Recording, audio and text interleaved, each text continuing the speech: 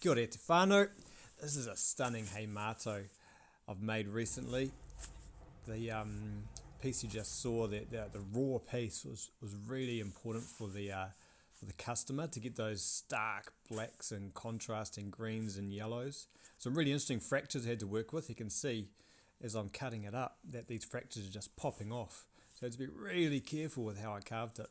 Managed to get around some of the main ones there and get our main shape of that big Hei Matau in, which I was super stoked with.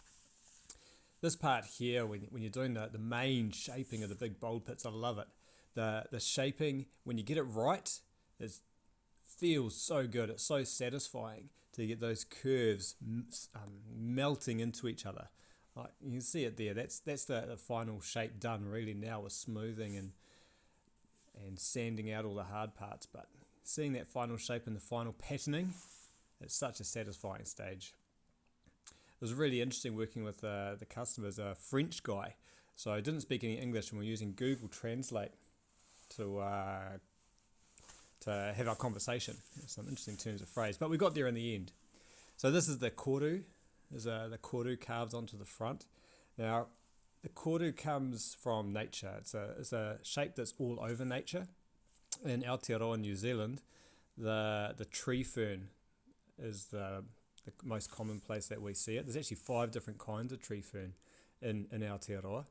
The silver fern with white underneath is our national emblem, and it's when the fronds are first growing out of the trunk, they grow in the koru shape with lots of little korus on the inside for the fronds of the fern.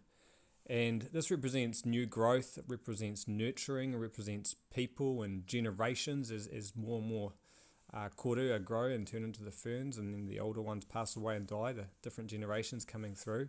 The koru is a very powerful symbol in our culture, and the spiral, which is what it is a powerful symbol across the world as well.